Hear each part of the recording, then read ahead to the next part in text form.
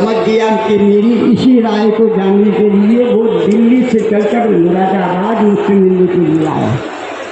اور کون عبد المنان کلیمی؟ وہ کوئی بڑا عالم نہیں ہے بلکہ حضور عابد ملت کا ادنا شاگرد ہے اور انجامۃ الاشرفیہ کا معمولی جاگرتا ہے. علماء قصاصین کیا جواب دیں گے؟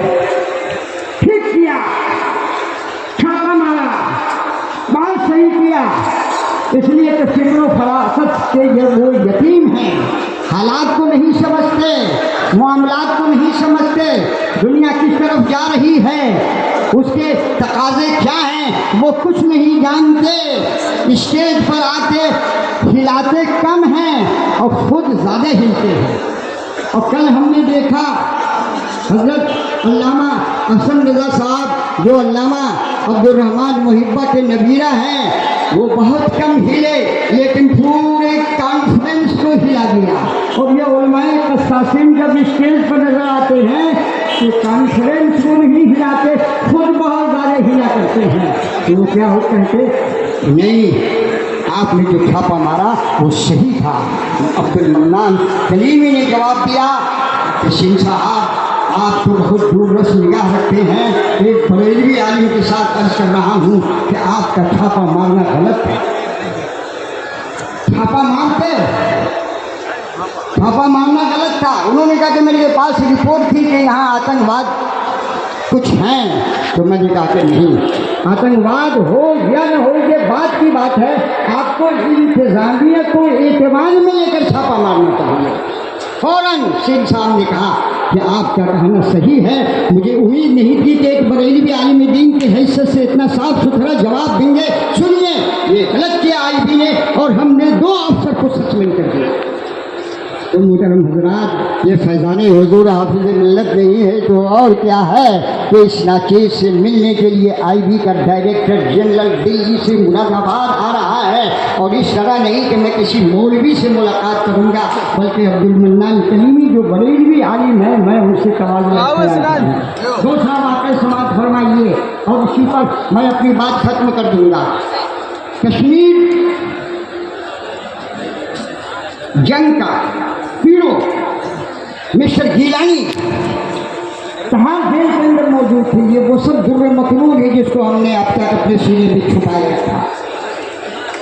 مسٹر گیلانی تہاڑ جیل میں تھے اور ڈائریکٹر جنرل کے نائب جناب آصف ابراہیم صاحب آئی ایس افسر، اور اس وقت ان کے پاس کشمیر کا اضافی چارج تھا. انہوں نے فوراً مراد آباد کے آئی بی ڈی ایس پی سے رابطہ قائم کیا کہ آپ مولانا مفتی عبد المنان کلیمی صاحب کو میرا پیغام پہنچائیے اور ان کو لے کر وزارت داخلہ کے آفس میں آئیے. وہ آئے کہ آصف ابراہیم صاحب جن کے پاس کشمیر کا اضافی چارج ہے، ان کا دعوت نامہ ہے، یہ گاڑی ہے سرکاری، آپ تشریف لے چلیں. میں گیا. جب میں گیا تو وزارت داخلہ میں جہاں ان کا آفس آئی بی کا، چاروں طرف سے شہریوں نے مجھے بھیج دیا. لیکن تھوڑی ہی دیر کے بعد آصف ابراہیم صاحب نکلے اور وہ مجھے اشوکا ہوٹل میں لے گئے. چائے پلائی، ناشتہ کیا اور کہا آپ سے ایک گزارش ہے. مسٹر گیلانی، ہمارے علماء سماعت فرمائے مسٹر گیلانی تہاڑ جیل میں ہیں. ہم نے ان سے رابطہ کیا کہ آپ یہ ہنگامہ کیوں کر رکھا ہے. انہوں نے کہا کہ یہ ہنگامہ نہیں ہے، یہ اسلامی جہاد ہے. ہم نے کہا کہ یہ اسلامی جہاد نہیں ہے، یہ کشمیری قوم کی جنگ ہے. انہوں نے کہا کہ نہیں، غلط ہے، یہ اسلامی جہاد ہے. آصف ابراہیم صاحب نے مجھ سے بتایا کہ ہم نے ان سے یہ کہا کہ کیا آپ علماء سے اس پر مناظرہ کریں گے، کیا آپ ثابت کر دیں گے کہ یہ اسلامی جہاد ہے. مسٹر گیلانی کہا کہ میں ثابت کر کے دکھاؤں گا. لے آئیے جس کو چاہیے. آصف ابراہیم صاحب کا بیان ہے کہ شیعہ مولویوں کے پاس میں گیا، وہابی مولویوں کے پاس گیا، دیوبندی مولویوں کے پاس گیا، نہ جانے کن کن دلی اور مضافات دلی اور بیگم دلی سے میں نے رابطہ قائم کیا، لیکن کوئی شخص مسٹر گیلانی سے مناظرہ کرنے کے لیے تیار نہیں ہوئے. آپ کا نام جب آیا اور آپ سے میں نے رابطہ قائم کیا ہے، کیا آپ مسٹر گیلانی سے مناظرہ کر سکتے ہیں؟ میں نے کہا ضرور کروں گا. اس لیے کہ میرا یہی نظریہ ہے کہ کشمیر میں جو حالات ہیں آتنکواد کے تعلق سے ہو یا جہاد کے تعلق سے ہو، وہ ہمارے نزدیک اسلامی جہاد نہیں ہے، وہ ایک کشمیری جنگ ہے۔ اور صحیح ہے یا غلط میں اس بحث میں نہیں کرتا، لہٰذا میں مناظرہ کرنے کے لیے تیار ہوں۔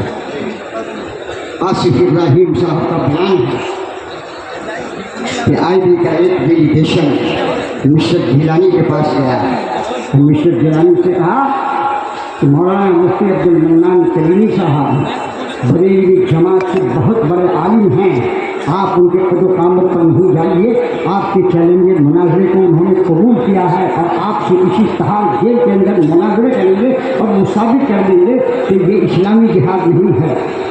آصف ابراہیم صاحب کا بیان ہے کہ مسٹر گیلانی نے اس ناچیز سے جو حضور حافظ ملت کا غلام ہے، جنہوں نے ان کو مناظرہ کرنا سکھایا اور اپنی سرپرستی میں مشقی مناظرے میں جب میرے مناظرے کا ذکر ہوتا تو ان کی بانچیں کھل جاتی ہے۔ یہی وجہ ہے کہ 7 بار حضور حافظ ملت نے میرے سر پر خوشی اور انبساط کے عالم میں اپنا دست لگا کیا۔ ان ساری باتوں کا یہ ہمارے مخلوق زیادہ حضرت عزیز ملت کو ہے۔ عزیز ملت مدد اللہ کی ذات گرامی وہ ہے کہ ہم نے ان کی شب دیکھی، ان کا دن دیکھا، ان کی صبح دیکھی، ان کی شام دیکھی۔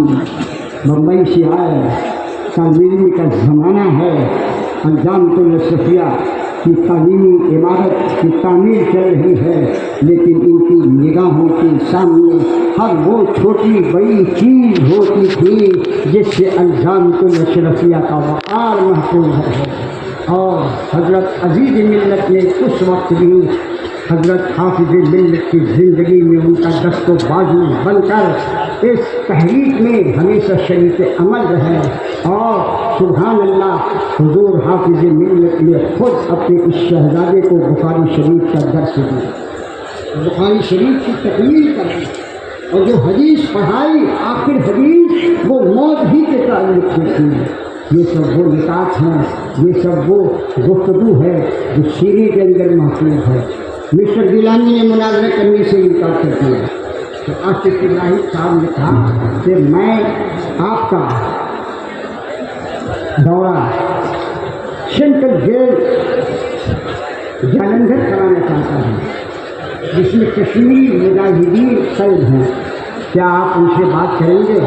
میں کہوں گا تو بات کروں گا۔ پوری مجدہ کاری 4 IAS افسر اور پھر پوری بٹالین کے ساتھ 2 دن تک میں جالندھر سینٹرل جیل میں جاتا تھا اور باضابطہ اسٹیج لگتا تھا اور میرا ان سے سوال جواب ہوتا تھا۔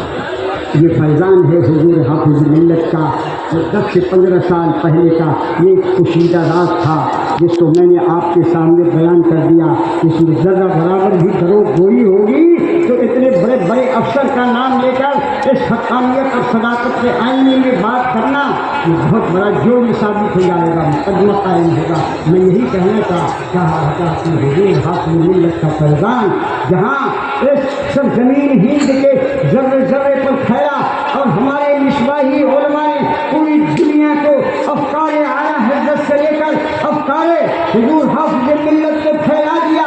اس لیے جب عبد المنان کلیمی کہیں جاتا ہے اور کوئی مصباحی ملتا ہے تو میں بڑے فخر کے ساتھ سینہ چوڑا کر کے کہتا ہوں کہ جو مجھ سے پہلے فارغ ہوئے وہ میرے بڑے بھائی ہیں اور جو بعد میں فارغ ہوئے وہ میرے چھوٹے بھائی ہیں۔ ہم سب ایک ہی باپ کی اولاد ہیں جن کا نام جلالت العلم استاد العلماء حضور حافظ ملت۔ زندہ باد زندہ باد زندہ باد، سبحان اللہ سبحان اللہ۔ ہمیں اور آپ کو سلامت رکھے اور اس گلشنِ جامعہ اشرفیہ مبارک کے لہلہاتے ہوئے پھولوں کو ہمیشہ وقت کے نافذ آدھیوں سے بچائے اور علماء قصاصین کو ہم سے دور رکھے اور علماء قصاصین ہم سے دور رہیں۔ میں نے بڑی گہرائی میں جا کر دیکھا ان کا کوئی مشن نہیں ہے سوائے اس کے ادھر ادھر کی باتیں کرو، لڑاؤ اور لڑو اور الزام تراشی کرو اور الزام الاشرفیہ کے خلاف محاذ بناؤ۔ لیکن دنیا نے دیکھ لیا کہ اگر الزام الاشرفیہ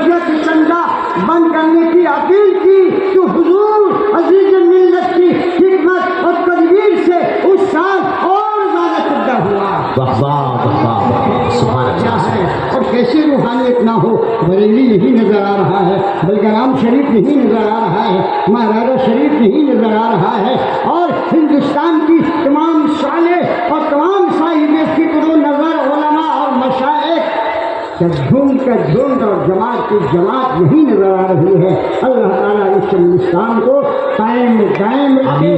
کل بھی ہم جامعہ اشرفیہ پر فخر کرتے تھے، حضور حافظ ملت کے اوپر ناز کرتے تھے، آج وہ ہماری ظاہری نگاہوں میں نہیں ہے، تو آج بھی ہم جامعہ اشرفیہ پر فخر کرتے ہیں اور ان کے شہزادہ اور مخدوم دادا حضرت عزیز ملت کے اوپر ناز کرتے ہیں۔ واخر دعوانا ان الحمد للہ رب العالمین۔ اور ایک سوال جو میں نے کیا تھا مسٹر سنگھ سے وہ رہ گیا ہے، میں نے کہا آپ کے لسٹ میں جامع